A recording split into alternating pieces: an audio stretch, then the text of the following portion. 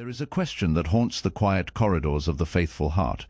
It moves like a shadow in the sanctuary, a cold draught in a warm room. You could be sitting in a pew, the organ music swelling around you, the light filtering through stained glass, painting saints on the floor.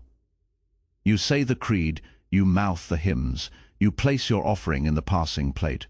You are doing everything you were told to do. So why is there a small, cold stone in the pit of your stomach? A silent, screaming question that you dare not speak aloud. Am I saved? Truly, is any of this enough? What if I told you that this question, this sacred terror, is not a sign of your failure, but the beginning of your true awakening? What if the path to genuine peace is not found by ignoring this doubt, but by walking directly into its fire? Together, we are about to embark on a journey. We will not be seeking easy answers or comfortable platitudes. We will be seeking truth. And to do that, we must first confront the 7 most unsettling signs that your faith, the one you've built your life upon, might be a beautiful, elaborate, and ultimately empty house. Imagine, for a moment, the temple in ancient Jerusalem. Picture the sheer scale of it, the scent of incense and roasting meat thick in the air, the sound of thousands of worshippers, a constant hum of prayer and commerce. Priests in immaculate linen, moving with practiced, solemn grace. Every ritual performed to perfection. Every sacrifice made according to the law. It was the very center of the universe, the place where God's presence was said to dwell on earth. A masterpiece of religious devotion. Now, imagine a voice cutting through that noise. Not a shout, but a piercing whisper of truth from the Nazarene carpenter. This people honors me with their lips, he says, his eyes looking past the rituals, past the grandeur, and into the hearts of the people, but their hearts are far from me. This is the first sign, the hollow ritual. It's the sense that you are merely an actor on a stage. You know your lines, the Lord's Prayer, the Apostles' Creed. You know your costume, your Sunday best. You know your blocking, when to stand, when to sit, when to kneel. You perform your part with precision each week. But when the curtain falls and you walk out the door, the character you were playing dissolves, and you are left with just you, unchanged, unmoved. There is an echo in your soul where a voice should be. You attend, but you are not present. You speak, but you do not communicate. Your faith has become a habit, a tradition, a cultural artifact. It is something you dato taught, not something you danta. And in the loneliest moments, you know it. You feel the immense, cavernous distance between the words, leaving your lips and the stony silence in your heart. You honor him with your lips, but your heart is somewhere else entirely. This leads us directly to the second, and perhaps more insidious, sign. Let's call it the righteousness ledger. What is a ledger? It's a book of accounts, debits and credits, gains and losses. Many of us, without ever realizing it, have turned our relationship with the Almighty into a form of cosmic accounting. On one side of the ledger, we list our sins, our failures, our moments of weakness. On the other, we meticulously record our good deeds, tithing. That's a credit. Volunteering at the church bake sale, credit. Resisting that temptation, a big credit. We live our lives with the subconscious belief that if we can just get the credit column to outweigh the debit column, we'll be in the black. We'll be profitable to God. We'll have earned our salvation. It feels so logical, so fair. It's how the world works after all. You work, you get paid. You do good, you get rewarded. But this is the most profound misunderstanding of the divine economy. The Apostle Paul, a man who was the very model of a ledger keeper, a Pharisee of Pharisees who had more spiritual credits than anyone, threw the entire ledger into the fire. For by grace you have been saved through faith, he writes, his words a thunderclap that shatters our accounting system. And this is not your own doing, it is the gift of God, not a result of works, so that no one may boast. Think about what this truly means. A gift cannot be earned. If you work for a gift, it ceases to be a gift and becomes a wage. If you try to pay for a gift, you insult the giver. The righteousness ledger turns God into a mere employer and salvation into a paycheck. It reduces the overwhelming, scandalous, magnificent love of the Creator into a simple business transaction. The sign that you are trapped in this mindset is a constant nagging anxiety about your performance. Did I do enough today? Was I good enough? Am I praying enough, giving enough, serving enough? This anxiety is the rustle of ledger pages, the scratching of a divine quill. It is a faith built on your own effort, and because you know, deep down, that your effort is never perfect. It is a faith built on sand. We have looked at the outer shell, the hollow ritual. We have looked at the faulty mechanism, the righteousness ledger. Now, we must go deeper into the inner world, where the far more subtle and dangerous poisons reside. The third sign is the spirit of judgment. Picture a man standing in the temple. He stands tall, chest out, his eyes lifted to heaven. He's not looking at God, so much as he's making sure God is looking at him. God, he prays, his voice loud enough for those around him to hear. I thank you that I am not like other men, robbers, evildoers, adulterers, or even like this tax collector. He glances with contempt at another man in the corner. A man so ashamed he can't even look up, who simply beats his breast and whispers, God have mercy on me, a sinner. Jesus tells this story, and the conclusion is an earthquake. It is the broken, humble man who goes home justified, not the righteous, proud one. The spirit of judgment is a spiritual sickness that makes us feel healthy by diagnosing illness in others. It is a subtle, self-aggrandizing voice that whispers, at least I'm not as bad as them. It thrives on comparison. It feeds on the failures of others. You might find yourself scrolling through social media, a flicker of satisfaction warming you as you see someone else's messy life, their public sin, their flawed theology. You see the splinter in their eye, and it makes you feel better about the log in your own. This spirit is the absolute antithesis of the divine nature. It builds walls where God builds bridges. It measures worth where God offers grace. The most telling symptom is a conspicuous lack of compassion. When you hear of another's fall, is your first instinct pity or purity? Do you feel a pang of shared humanity, a sense of, there but for the grace of God go I? Or do you feel a sense of distance, of separation, of being on the right side of a line they have just crossed? If your faith makes you feel superior to anyone, it is not the faith of the Nazarene. It is the faith of the Pharisee. It is a gilded cage that locks you in and everyone else out. It is a lonely, sterile faith that cannot save, because its very nature is to condemn. And what is the natural child of a judgmental spirit, an unforgiving heart? This is the fourth sign. There is no parable more chilling, more directly aimed at the church goer than that of the unforgiving servant. Remember the story. A man owes an astronomical debt to his king, a debt so vast he could never repay it in 1,000 lifetimes. He begs for mercy, and in an act of stunning, unbelievable grace, the king forgives the entire debt, wipes it clean. The man is free. He walks out of the palace, $1 billion debt lifted from his shoulders. And what is the first thing he does? He finds a fellow servant who owes him a few dollars, a pittance. He grabs him by the throat, demands repayment, and when the man can't pay, has him thrown into prison. When the king hears of this, his grace turns to fury. He calls the man back. You wicked servant, he says, his voice like thunder. I cancelled all that debt of yours because you begged me to. Shouldn't you have had mercy on your fellow servant just as I had on you? And he hands him over to be tortured until he could pay back all he owed. Let us not miss the terrifying clarity of this story. We, who claim to have received an infinite pardon, are often the most ruthless debt collectors in the lives of others. We hold on to grudges like treasures. We replay hurts in our minds, keeping the wounds fresh. We nurse bitterness, we say, I forgive, but I'll never forget, which is often just a polite way of saying, I will hold this against you forever. An unforgiving heart is a spiritual blockage. It's like trying to receive a transfusion with a tourniquet tied around your arm. You are claiming to have received the free-flowing grace of God while simultaneously building a dam in your own soul, that prevents that same grace from flowing out to others. And the scripture is starkly clear. The dam not only stops the outward flow, it stops the inward flow as well.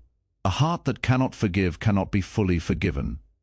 It remains a prisoner of the very debt it refuses to release in others. Think for a moment. Is there someone you have not forgiven? A debt you are still trying to collect? That is not just a broken relationship. It is a sign of a broken connection to the very source of grace. We are moving closer to the center now, to the very core of this spiritual disease. We've seen the empty actions and the toxic attitudes, but now we must confront the great void, the fifth and most pivotal sign, the absence of love. The Apostle Paul, in his letter to the church in Corinth, performs a kind of spiritual autopsy. He takes the body of faith and dissects it layer by layer.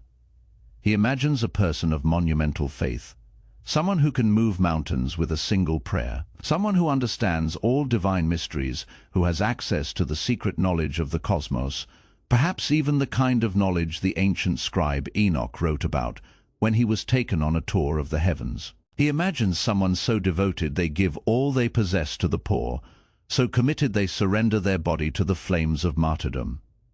This person is the ultimate religious superstar. They have a perfect record. Their ledger is flawless. Their devotion is absolute. And then Paul delivers the final diagnosis. But if I do not have love, he says, and the words fall with the weight of eternity, I am nothing. Not, I am flawed. Not, I am imperfect. I am nothing, a zero. A clanging cymbal, a noisy gong. All the faith, all the knowledge, all the sacrifice. Without love, it adds up to absolutely nothing. This is perhaps the most misunderstood truth in all of Christianity. We have made faith a set of propositions to be believed, a list of doctrines to affirm, a theological box to check. But the Bible screams from Genesis to Revelation that true faith is not an intellectual assent, it is a relational bond, and the evidence of that bond is love, a transformative, world-altering, self-sacrificing love. Love for the God who is beyond all names, and love for the neighbor who is right in front of you. The annoying one, the difficult one, the one who doesn't deserve it. How do you know if you have this love? It's not a feeling, it's a verb. It's patient when you want to scream. It's kind when you want to be cruel. It doesn't envy. It doesn't boast. It is not proud. It is not rude.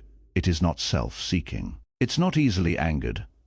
And here it is again. It keeps no record of wrongs. Love protects, trusts, hopes, perseveres. If this description does not, in some small, growing way, reflect the trajectory of your inner life, then you may have religion, you may have theology, you may have certainty, but you may be a noisy gong, a clanging cymbal. You may be nothing. This leads to a question of motion, of trajectory.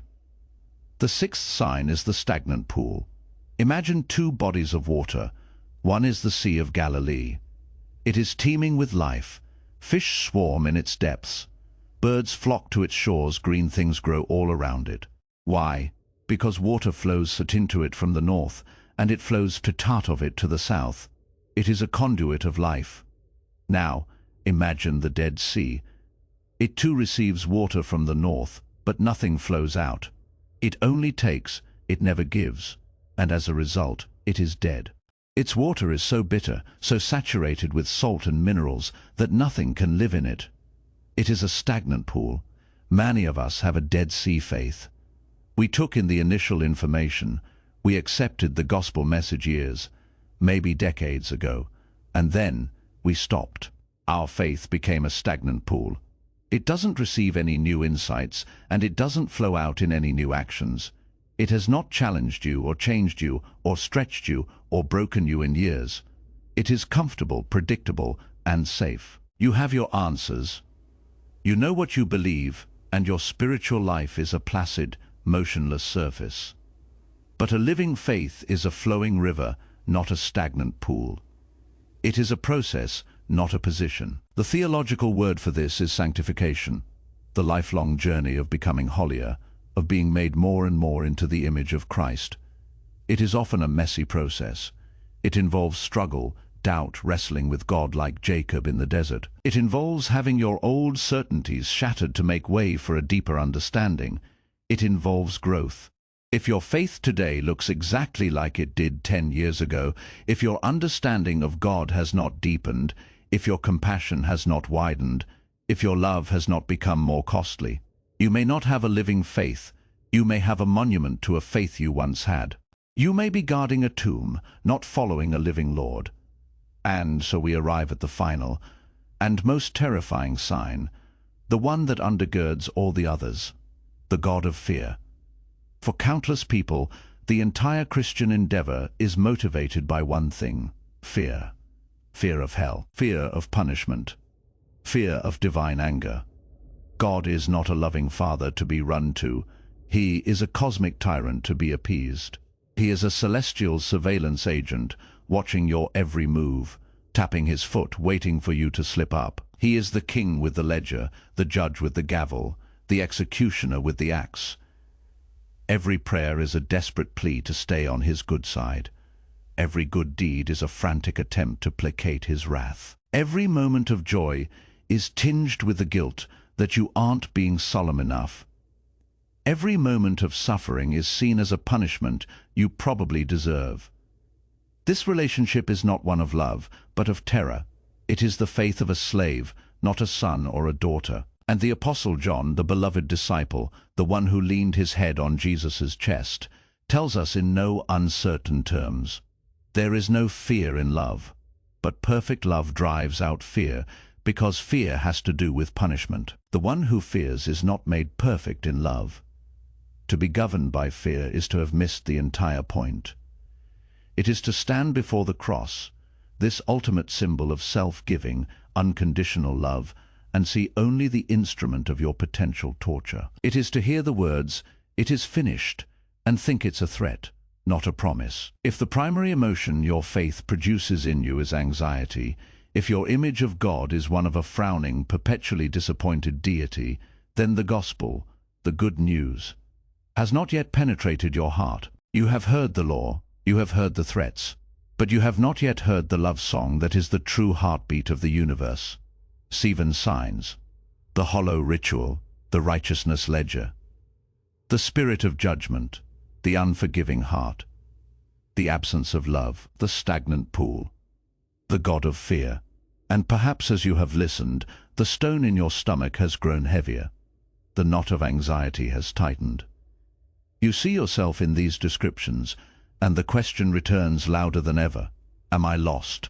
After all this time, am I truly not saved? Now, I want you to take a breath, a deep one, and listen very, very carefully, because we have arrived at the hinge point of our entire journey together. I have led you down a dark road, and for that, I ask your trust for one more moment. What if I told you that the title of this entire exploration, 7 Signs You Might Not Be Saved, was a key designed to unlock a door you didn't even know was there? What if the real truth is the precise, beautiful, and liberating opposite of what you fear? The central hook, the secret that unties every knot we have just examined, is this: the very fact that you are wrestling with these questions, the very fact that you are worried, the very fact that you clicked on a video like this and have listened this far, feeling that deep churning discomfort, that is not a sign that you are lost. Asterisk, it is the most powerful, undeniable, and glorious sign that you are being found. Do you understand? The person who is truly lost feels nothing. The heart that is truly far from God is not worried about the distance. The soul that is truly unsaved is perfectly content with its hollow rituals and its ledger books. It is smug in its judgments, comfortable in its unforgiveness, proud of its loveless faith. The truly stagnant pool doesn't know it is stagnant. It thinks its stillness is peace. The truly lost are not asking, "Am I lost?" They think they have the map. Your anxiety is not a symptom of sickness, it is a sign of life. It is what the mystics called a divine dissatisfaction. It is the Holy Spirit's sacred whisper in your soul, saying, "There is more, don't settle, come deeper." Your doubt is not a betrayal of faith. It is the friction that proves the gears of faith are beginning to turn. It is the ache of a spiritual muscle being used for the first time. The fear you feel is not God's rejection. It is the birth pangs of a new understanding. You are not failing a test. You are awakening from a dream. This changes everything. Suddenly, salvation is not a status you achieve, a certificate you earn, a one-time transaction that you have to constantly worry you've voided. That is a small, brittle, human idea of salvation. The reality is infinitely grander. The early Greek fathers of the Church had a word for it, tantheosis font it. It means divinization or becoming godlike. Not becoming God, of course, but becoming a partaker in the divine nature. Salvation, in this breathtaking vision, is not about escaping a place called hell to get to a place called heaven. It is about heaven, the very life and love and character of God, beginning to invade and transform you, right here, right now. It is a process, a journey, a dance. It is the lifelong, messy, beautiful, and grace-filled process of unlearning the 7 signs we've discussed. It is the journey of your heart slowly, haltingly, moving from a far country back toward its home in God. It is the process of the stone in your stomach being dissolved by a love so immense it defies comprehension. It is a slow transformation from a noisy gong into a beautiful symphony. It's not about achieving perfection. It's about a new direction. So, let's look at our 7 signs again, not as marks of condemnation, but as invitations to grace. You feel your rituals are hollow. That is God inviting you to seek His presence. Not just His house. You are tired of keeping a ledger. That is God inviting you to collapse into the arms of grace and accept the gift.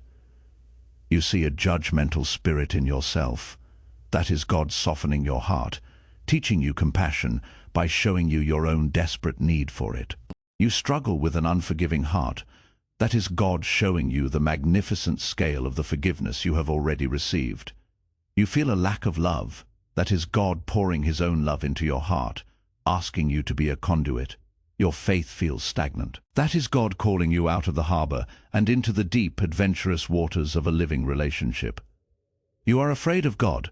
That is God gently, patiently waiting to reveal His true face to you, the face of the father who runs to meet his prodigal child while he is still a long way off. So, my friend, if you are weary, if you are worried, if you feel like a failure, good, you are in the holiest of places. You are at the end of your own strength, which is the only place we can ever begin to discover God's. The prayer of the Pharisee was, I thank you that I am not like other men. The prayer that saves is, God have mercy on me, a sinner. Your awareness of your own sin, your own lack, your own brokenness is not what disqualifies you. It is the one and only thing that qualifies you for grace. Let the weight fall from your shoulders. Let go of the checklists and the anxiety. Your spiritual journey is not about climbing a ladder to God. It is about opening a door to a God who has been standing there, knocking all along. Your questions are not an offense to Him. They are a form of prayer. Your doubt is not a weakness. It is a sacred space where a more honest faith can be born. You are not a project to be completed. You are a child to be loved. So breathe. In this moment, just breathe. Picture the vast, quiet expanse of the cosmos, filled with a love that spoke galaxies into being. That love is not angry with you. It is not disappointed in you. It is for you, infinitely, unconditionally. The journey is long, and the path is often winding and dark, but you do not walk it alone. And the destination is not a verdict, but an embrace. An embrace that has been waiting for you patiently from the very beginning. An embrace that feels like coming home.